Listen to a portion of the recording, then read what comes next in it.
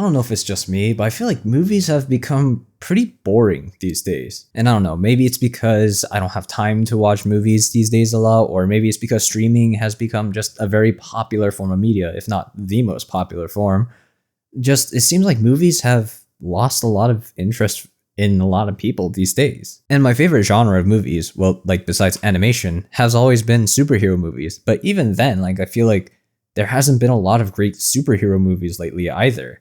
And just, thinking about that, like it makes me really miss the peak that we had from 2008 to 2019.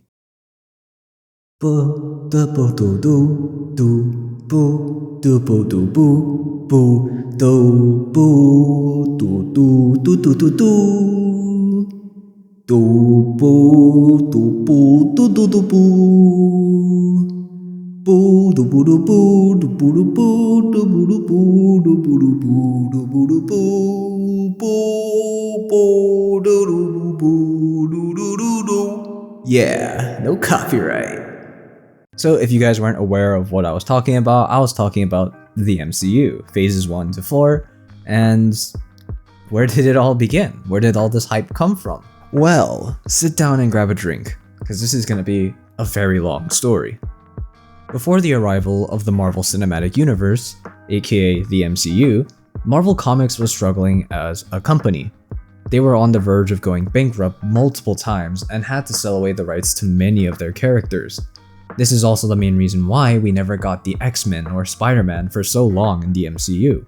In April 2006, Marvel decided to take a huge gamble. They would make their own movie, since superhero movies were starting to become popular, especially with the Blade movie. They signed Jon Favreau, or Favreau, I don't know how to pronounce it, to be the director of the first movie in what would soon to be one of the greatest generations in cinema. On May 2nd, 2008, the first Iron Man movie hit American theaters to a resounding success. Marvel had taken a gamble and didn't expect to make a whole universe out of these movies, but the success of the first movie had proven that maybe there was a chance to make this work. Maybe even an idea. The following 3 years led to 4 more movies: The Incredible Hulk, which, it wasn't so successful, Iron Man 2, Thor, and Captain America, the First Avenger. With these movies, Marvel fans all around the world were starting to notice something: a connection. One of the staples of Marvel movies were the mid-credit and post-credit scenes.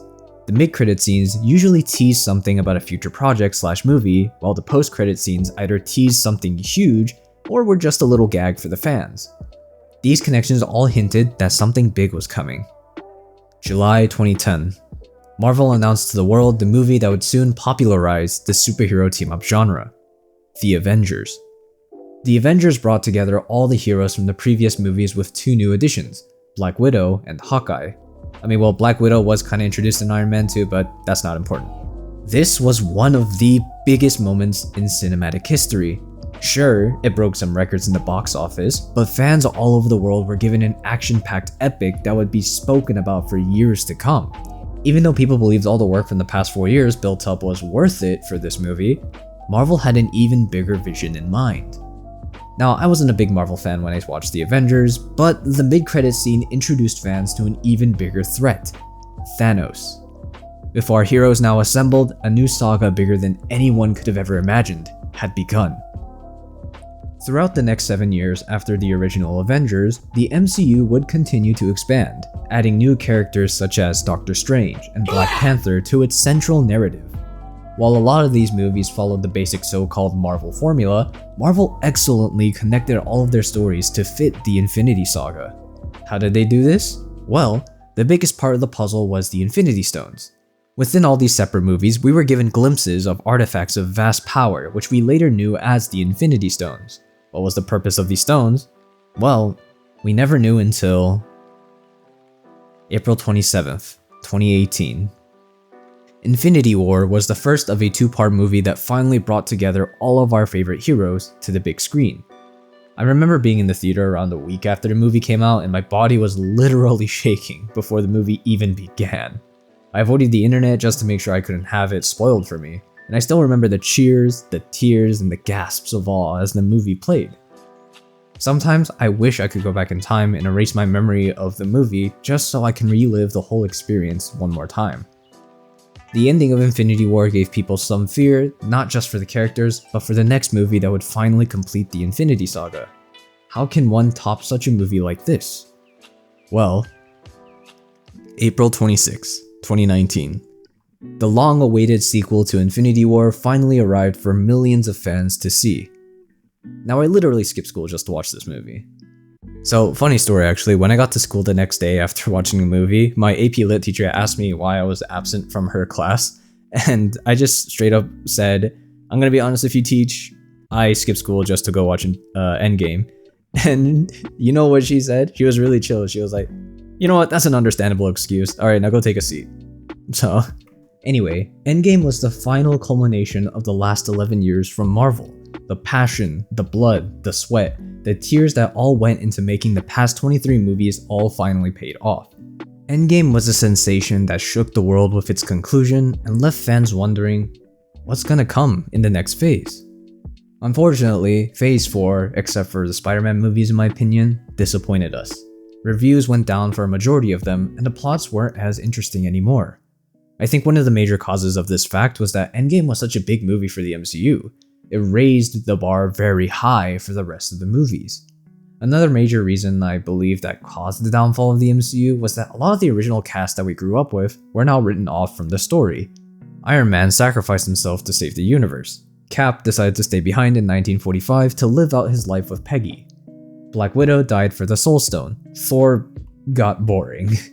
But yeah, everything that we were used to was now gone.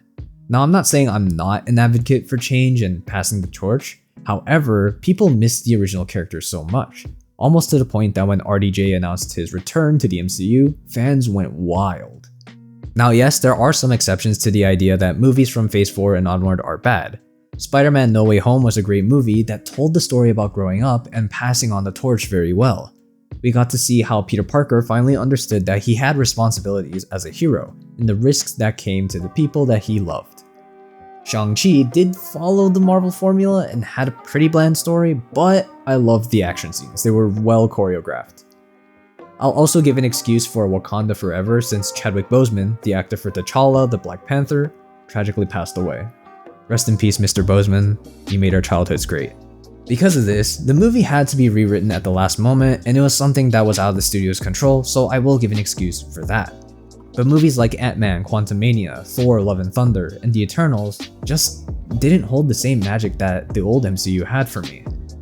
The shows also seem to get pretty bad as well. Like, What If was a show that would help us explore the multiverse and make every Marvel fan wet with the potential stories that would come out. But seasons 2 and 3 ended up being a huge disappointment. I mean, like, look at these episodes. Like, what the fuck were you all thinking, Marvel? I didn't particularly enjoy Miss Marvel and She-Hulk either. Like, I don't know, they just kinda, the vibe that I got from them, like, it was like one of those old Disney shows with like the laugh tracks in them, but like maybe a little more mature. The last movie I enjoyed from the MCU was the new Deadpool movie, but let's also be honest, we enjoyed it because it was Deadpool. But also the cameos were pretty sick. I love seeing Chris Evans play Johnny Storm again, Wesley Snipes playing, what was it, Blade, and also I liked seeing our first good live action Gambit. Like, please Marvel, please make him a movie. I promise you it will do pretty well. Just do it, please. Now, I know that Captain America New World Order and the Fantastic Four trailers haven't released by the time I release this video. And now, I'm not too excited about the Captain America movie, but the Fantastic Four trailer kinda did spark that familiar magic that I felt from the old Marvel movies. I don't know, maybe it's also because RDJ's playing Doctor Doom. And I know Galactus is the main villain, supposedly in the movie, but Doctor Doom is also one of the Fantastic Four's greatest enemies, if not the greatest enemy that they've had. But yeah, as of now though, I haven't really enjoyed Marvel movies that much, but now that Marvel has acquired most of their characters back, I'm a little hopeful to see what they have in store for us. The Fantastic Four trailer looked pretty fantastic. I'm not sorry for what I said. And I will admit that I am a bit excited to see what the movie will be like. Is Marvel doomed at the moment? I'm gonna be honest, I think so, unless we're talking about Marvel Rivals. Like, I can't stop, I'm in too deep. But let's hope that these future movies will build up to the hype that movies like Infinity War and Endgame did.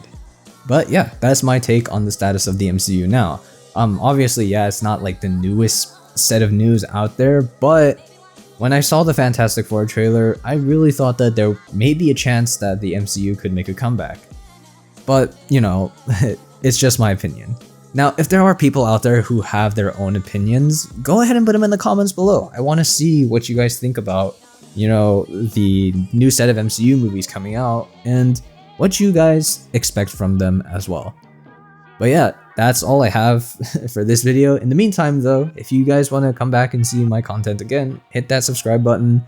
And if you guys want to drop a comment, you can shit on me, you can agree with me, or you can, throw out your own ideas there. Go ahead and do so. Put them in the comments below. But yeah, for now, that's all I have for this week's video. I'll see you guys next week. Bye-bye.